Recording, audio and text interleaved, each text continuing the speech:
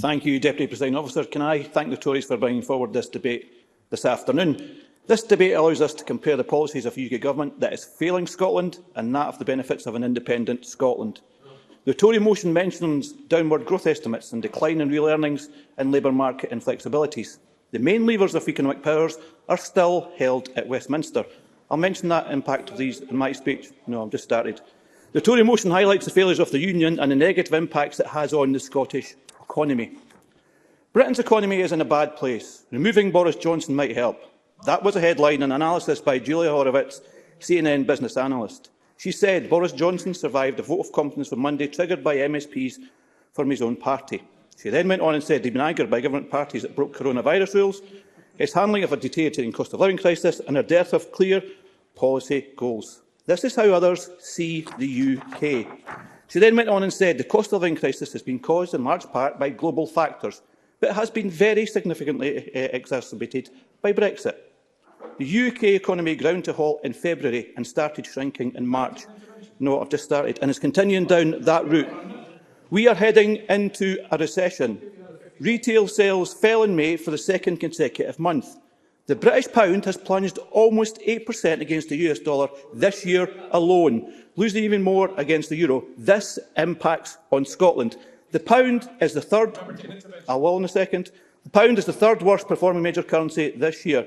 And only this morning, the Cabinet Secretary mentioned the OECD is forecasting the UK will have the lowest growth rate and highest inflation rate in the developed world, apart from Russia. Stagflation, here we come. Douglas Lumsden. He spoke about independence and he spoke about currency. Could maybe confirm what a currency would be in an independent Scotland then? Paul McLennon. I think that's been set out in the Growth Commission and it's there for everyone to see. Last week,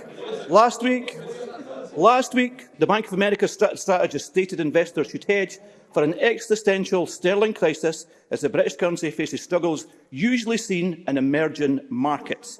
CNN state around the world currencies are facing huge economic challenges, but the United Kingdom is in a particularly bad spot. They went on to say, this is the Bank of America, the knock-on effects of Brexit have led to crippling labour shortages and boosted operating costs for businesses, making the spike in prices even worse.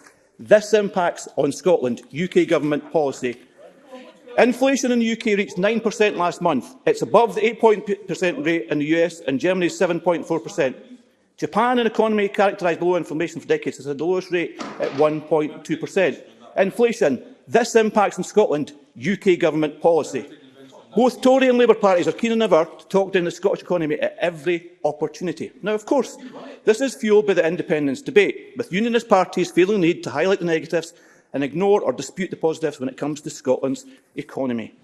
Last week, Glasgow University issued a report highlighting people across the UK are dying younger because of UK government austerity, with people living in the poorest areas hardest hit. It went on to say mortality rates and related indicators such as life expectancy are important markers of the health of the population. Over the past 2 centuries, there has been a consistent improvement in the mortality rates across the UK. However, after 2012, life expectancy stopped improving and death rates amongst those living in the poorest areas have increased. Scotland spends over £700 million a year mitigating Tory welfare policies. This impacts on our ability to spend on other areas. This impacts on Scotland, UK Government policy. So let's recap. No, I won't. So let's recap. What impacts on our spending power, on our fixed budget? Scotland has no powers regarding interest rates, no ability to vary national insurance rates and has had no say over Brexit. And of course, the Labour Party support that position. Inflation at a 40-year high, the highest rate in the G7, a currency which, I quote, has emerging market characteristics, and where analysts are advising investors to hedge against. And I'll take that intervention. Michael Marra. I thank the member for giving way. He's cited the Growth Commission position as his own on currency, but that wouldn't allow for control over interest rates either, would it? Paul McLennon. I think the Growth Commission did state it would be the initial position, then move on to our own independent currency, which would, and that's a set rate. And of course, in control of our, and of course, in Brexit, which we are still feeling the impact of on, and of course, which the Tories have never even mentioned in this debate. Not once. Not one MSP has mentioned Brexit in this debate on the Tory bench. So what can Scotland influence? Scotland has its very own inward investment and trade agency in SDI International. This organisation and its performance are very much under the control of the Scottish Government. Ernst & Young last week published a survey saying how well Scotland is doing on the FDI front, relative to other parts of the UK and to countries elsewhere in Europe. And funny enough, that's never been mentioned by the Tories either. Scotland outpaced UK-wide progress significantly. Ernst & Young declared Scotland had made great strides as a destination for FDI in 2021.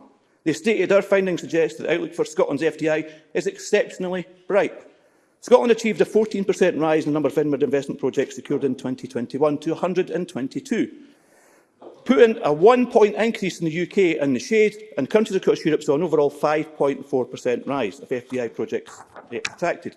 The increase in the investment projects won in Scotland was the 4th consecutive annual rise. The past year, and Ernst & Young stated, Scotland continued to make great strides as a destination for FDI, meaning it can look to the future with even greater confidence.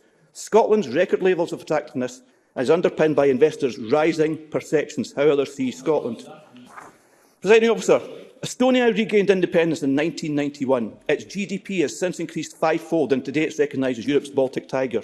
Slovakia, after development divorce from the Czech Republic, saw its economy grow 60% in the 10 years thereafter. Denmark and Norway have higher GDP than that of Scotland of between 30% and 40%. Are there lessons for Scotland, or are our circumstances simply too different, as our opposition would tell us? Presiding Officer, to conclude, the UK stewardship of the economy is failing Scotland. Scotland is on a journey to independence. The right to, like every other independent country, to choose its own path, run its own economy and rejoin the EU. Scotland is on that journey and will find its way home soon. Scotland will regain its rightful place in the world. Thank you.